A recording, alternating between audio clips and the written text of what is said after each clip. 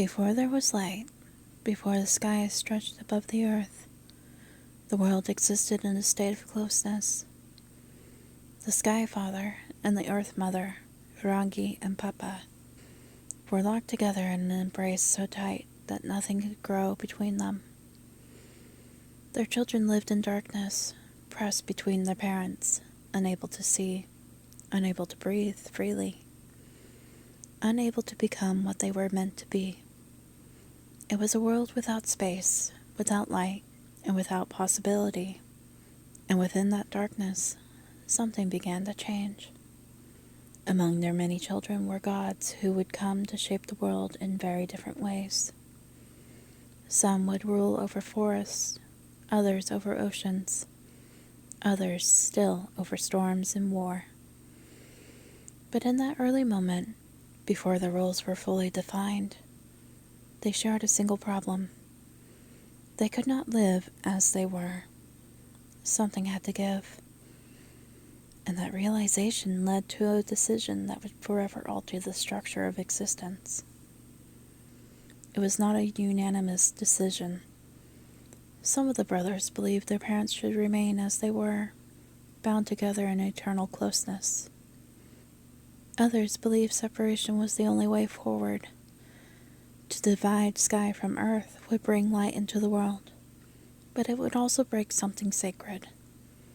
It would change everything, and not all of them were willing to accept that cost. Among those who agreed to the separation was Rongo, a god who would come to represent both cultivation and conflict, life and war, growth and survival. But when the world was torn open and light finally poured in, the consequences did not end there, because one of their brothers refused to accept the change, and his anger would shake the world.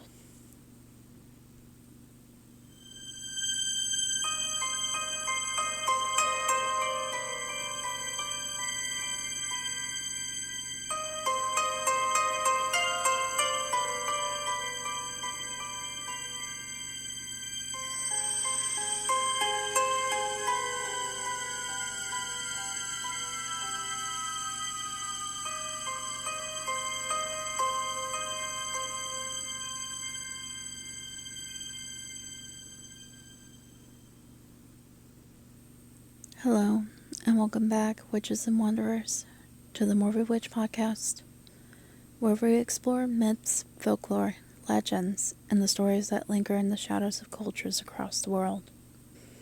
I'm your host, Kari. Each episode, we step into narratives that connect people to the land, to the divine, and to the forces that shape existence. These are stories that carry meaning beyond their words, reflecting how different cultures understand life, balance, and transformation. And tonight's story brings us into the powerful and deeply interconnected world of Māori myth. If you're new here, welcome. And if you're returning, it's always good to have you back. To all my witches and wanderers, thank you for being here and continuing this journey with me. Your support, your time, and your curiosity help keep these stories alive. Every listen, every comment, every rating, it all matters more than you know, and I'm grateful to have you here. Before we begin, just a quick reminder.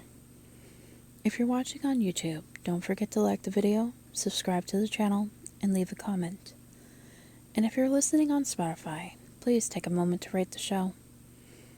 It helps more witches and wanderers find their way to the podcast. You can listen to the Morbid Witch Podcast on Spotify, YouTube, iHeartRadio, and Pandora. Now, let's return to the beginning of the world. In the beginning of many Māori creation traditions, the world existed in darkness. Rangi, the Sky Father, and Papa, the Earth Mother, were locked together in a tight embrace. Their children, the gods, lived between them, confined in a space where light could not reach. There was no room to move, no space to grow, and no way to see beyond the darkness that surrounded them. It was a state of existence that could not continue indefinitely. And slowly, the children began to understand that something needed to change. The brothers gathered to discuss their situation. Each had their own perspective, shaped by their nature and their domain. Some argued that the parents should remain together, that separation would be too great a loss. Others believed that without change, they would never be able to fully live. The idea of forcing their parents apart was both necessary and deeply painful. It meant breaking something fundamental in order to create something new. And that kind of decision does not come easily. Rongo stood among those who agreed that separation was necessary. Alongside his brothers Tu, Tane, Tangaroa, and Haumea Teketeke, he recognized that growth required space, that life could not flourish in darkness alone. His role as a future god of agriculture and cultivation is reflected in this choice. He understood the importance of creating conditions where life could take root and expand. But even with agreement among several brothers, the act itself would not be simple. It was Tane who ultimately carried out the separation, placing his feet against Papa and pushing upward against Rangi. He forced them apart. As they separated, light poured into the world for the first time. The sky rose above, the earth remained below, and the space between them became the world as we know it. It was a moment of transformation, one that allowed life to begin in a new way. But it was also a moment of loss. Not all of the brothers accepted the change, and one of them would respond with fury. Tawiri Matea, the god of storms and winds, did not agree with the decision to separate Rangi and Papa. To him, the act was not necessary. It was violent. It was a betrayal of their parents, a breaking of something sacred that should never have been disturbed. While his brothers embraced the light, Tawiri saw only destruction, and his response was immediate. He rose into the sky to join his father Rangi, and from there he began to unleash his anger. Storms tore across the newly opened world, winds howled through the forests, and the seas churned violently. It was not a single act of destruction, but a sustained attack. Tawiri Matea directed his fury at each of his brothers in turn, seeking to punish them for what they had done, and the world itself felt the force of his rage.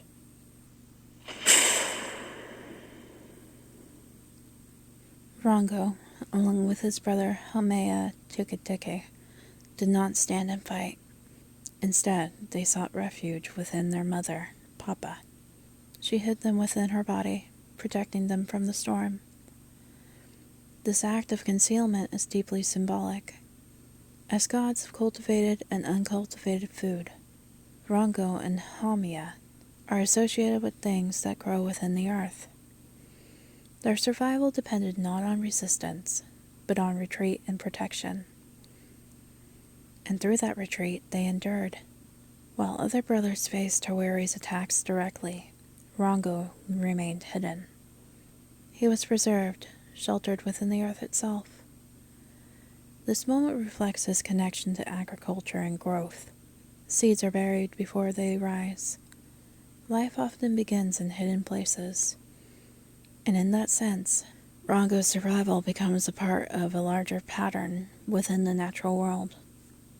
Eventually, Tawiri's fury subsided. The world did not return to what it had been, but it stabilized. The separation remained, and life continued within the space that had been created, but the conflict left its mark. It shaped the relationships between the gods and defined the balance of forces within the world. And Rongo, having survived within the earth, would emerge in a new role. Before we continue, Witches and Wanderers, let's take a moment. Thank you for being here and listening to the Morbid Witch Podcast. Whether you're relaxing, working, or listening late at night, I appreciate you spending your time with me. These stories carry history, meaning, and connection, and it means a lot to be able to share them with you. If you're watching on YouTube, don't forget to like, subscribe, and leave a comment.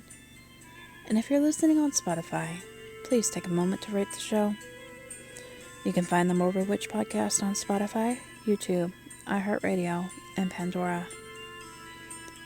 Now, let's continue.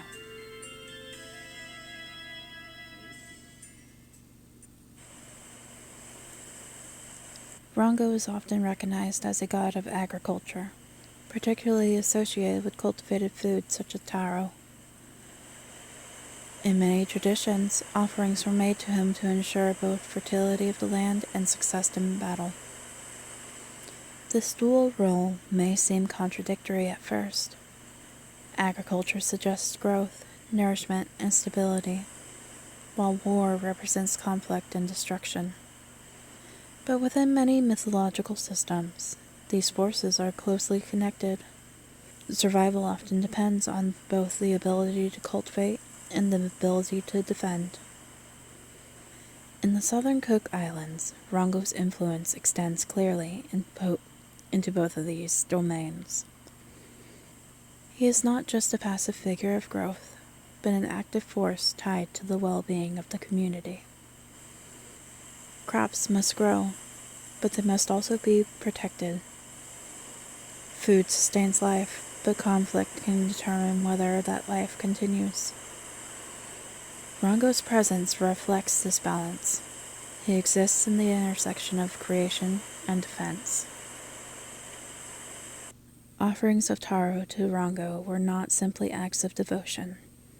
They were part of a relationship between people and the divine. By honoring him, communities sought to maintain harmony with the forces that govern their survival. It was an acknowledgement that growth does not happen in isolation. It requires cooperation, respect, and awareness of the larger systems at play. This connection to both land and conflict gives Rongo a unique position among the gods. He is not defined by a single domain, but by the interaction between them. And that interaction becomes even more complex when we look at how his story evolves across different traditions. Like many figures in Polynesian mythology, Rongo's origins vary depending on the tradition. In some accounts, such as those of the Arawa, he is one of the children of Rangi and Papa. In others, like the Ngati Awa traditions, he is described as the son of Tane. These variations are not contradictions, but reflections of how stories adapt across regions and generations. Each version carries its own meaning and context. In the southern Cook Islands, Rongo is said to be one of the children of Vatea and Papa. His twin brother is Tangaroa, a powerful deity associated with the sea. In this context, Rongo becomes part of a different lineage, one that emphasizes his connection to the island world and its origins. The presence of a twin also adds another layer to his identity. Twins in mythology often represent duality, balance, and opposing forces. These shifting genealogies highlight the fluid nature of myth. They show how stories are shaped by the communities that tell them. Rongo remains consistent in his importance, even as the details of his origin change. His role as his life-sustaining force persists, regardless of the version. And in one tradition, his story extends even further, into the creation of an entire people.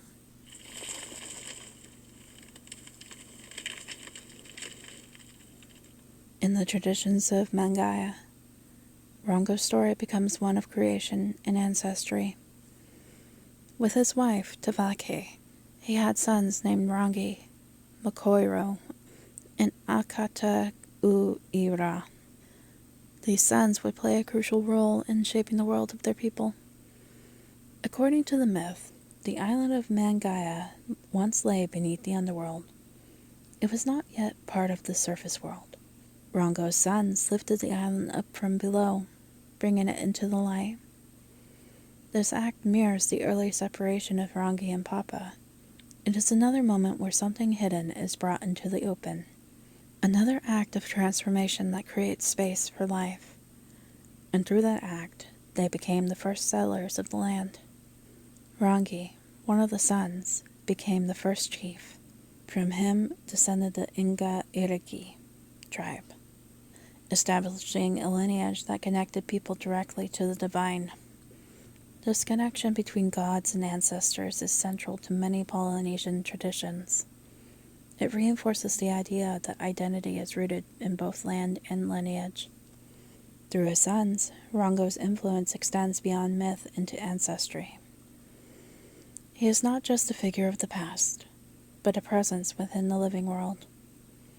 His story becomes part of the identity of the people who trace their origins back to him. Rongo's story is one of balance, between earth and sky, between growth and conflict, between hiding and emerging. He is a god who survives by retreating, who nourishes by cultivating, and who protects through strength. His presence reflects the realities of life, where creation and struggle exist side by side. And through his story, we see how deeply connected mythology is to the land and the people who live upon it. Thank you for listening to the Morbid Witch Podcast, and thank you to all my witches and wanderers for your continued support. If you enjoyed this episode, follow the podcast on Spotify, YouTube, iHeartRadio, and Pandora. If you're watching on YouTube, don't forget to like, comment, and subscribe. And if you're listening on Spotify, please take a moment to rate the show. Until next time, stay strange, stay spooky, and remember, the shadows are always watching.